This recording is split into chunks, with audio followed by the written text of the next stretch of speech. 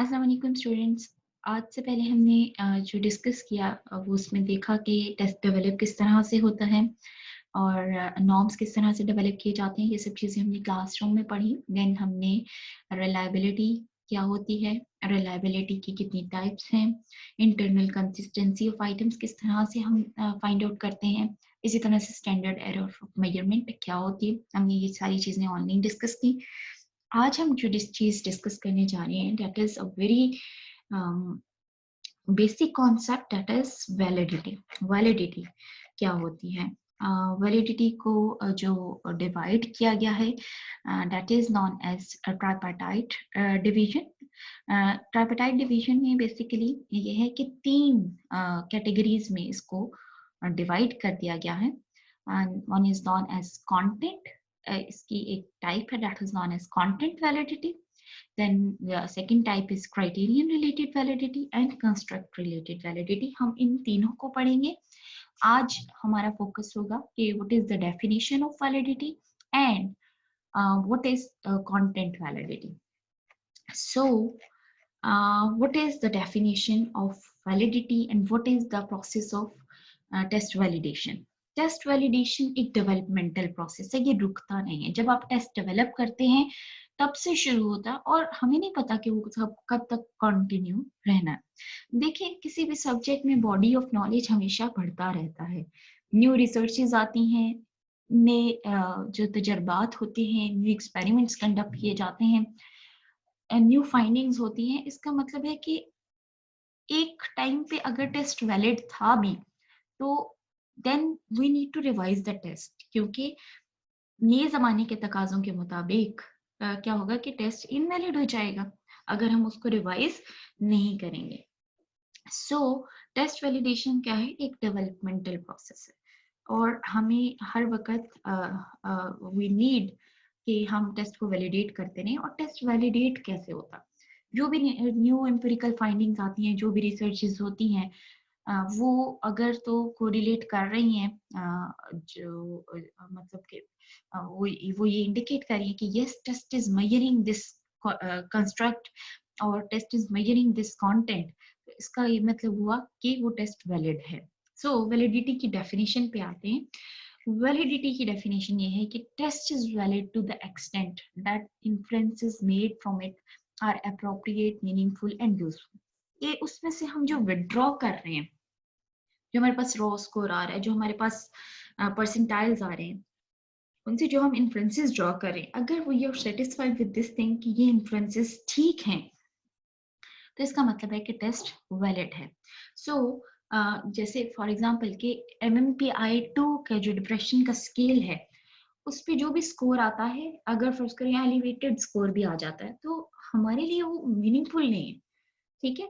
जब तक कि एक क्लिनिशियन यूज ना करे उस स्कोर को और उससे ये डिटरमिन ना करे कि इसमें ये बिहेवियर ट्रेट्स आ सकते हैं। ठीक है? मतलब वो जो आप डिस्कशन लिखते हैं कि ये स्कोर इस चीज को डिपेक्ट करता है। ठीक है? जब तक आप वो इन्फ्रेंस ड्रॉ ना करें और वो इन्फ्रेंस जो आपने ड्रॉ किया है वो मीनिंगफुल और यूजफुल और अप्रोप्रिएट ना हो, तब तक टेस्ट वैलिड नहीं है। सो मैं दोबारा से इस बात को रिपीट करती हूँ कि किसी भी टेस्ट के वैलिड होने के लिए ज़रूरी है कि जो इन्फ्रेंस हम ड्रॉ कर रहे हैं वो यूजफुल, अप्रोप्रिएट और मीनिंगफुल हो। अगर हम सही इन्फ्रेंस ड्रॉ नहीं कर पा रहे तो it means test is not valid. अब सही इन्फ्रेंस ड्रॉ करने के लिए हम तीन तरह की वैलिडिटी की टाइप्स लेते हैं, जो कि हमने पहले भी डिस्कस किया। That is content, criterion and construct. Validity के लिए हम कोई एक स्पेसिफिक स्टैटिस्टिकल फॉर्मूला लगा के कोई एक सिंपल कोई डिजिट फाइंड आउट उस तरह से नहीं कर सकते। कोई एक सोफिस्टिकेटेड सा स्टैटिस्टिकल मेजर नहीं लगा सकते। हमें एक कॉन्टिन्यूम पे बताना पड़ता है कि whether test is weakly valid, whether it is acceptable or this is a strong test. So एक कॉन्टिन्यूम होता है जिसके दो पोल्स होते हैं, एक साइड पे weakness and the other pole हमें strength of the test items मिलती है कि कितने वैलिड हैं।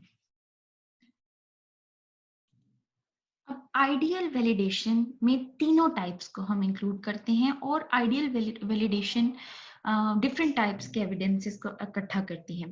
अब देखें कि हमें 10 मुख्तलिफ सोर्सेस से क्वेश्चनेबल इंफॉर्मेशन मिल रही है और एक सोर्स से बड़ी ऑथेंटिक इंफॉर्मेशन मिल रही है, तो हम उन 10 सोर्सेस को जो कि क्वेश्चनेबल इंफॉर्मेशन दे रहे हैं, हम उसको छोड़कर हम ऑथेंटिक एक सोर्स पे बिलीव करेंगे और उस पे वैलिडिटी को जो है एस्टैब्लिश करेंगे। Whether it will be weak, वो हमें नहीं पता कि वो एक सोर्स वीकनेस शो कर रही है या वो स्ट्रेंथ शो कर रही है, लेकिन क्योंकि वो एक सॉलिड इंफॉर्मेशन दे रही है, दैट्स व्हाई हम उस एक सोर्स पे बिलीव करेंगे। हम उन 10 सोर्सेस को छोड़ देंगे जो कि हमें क्वेश्चनेबल इंफॉर्मेशन दे रहे हैं। अब ये सब बातें जो हमने की हैं उसको हम समराइज करें तो हम कहते हैं कि it is a unitary concept, ठीक है, जिसमें जो हमें बताता है कि whether the test is measuring what it purports to measure, और दूसरी जो चीज वो ये है कि जो इन्फ्रेंसेस हम ड्रॉ कर रहे हैं किसी भी टेस्ट से वो अप्रोप्रिएट हो, मीनिंगफुल हो और यूजफुल हो। इसका मतलब ये हुआ कि अगर किसी टेस्ट के स्कोर्स दूसरी फाइंडिंग्स के साथ रिलेट कर रहे हैं तो हम कहेंगे कि ये जो है वैलिड टेस्ट है। हम अपना जो नेक्स्ट टॉपिक डिस्कस करेंगे that will be content validity.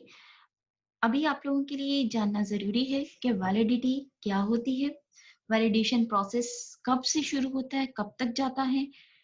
जब हम वैलिडेशन एक्सेप्ट एस्टैब्लिश करते हैं तो एट दैट टाइम हम कौन कौन सी टाइप्स ऑफ वैलिडिटीज को लेते हैं, किस तरह का डेटा लेते हैं, इन्फ्रेंसेस हमारे लिए कितने मैटर करते हैं in order to establish the validation. जो भी क्वेश्चन हो you can ask from me. Thank you.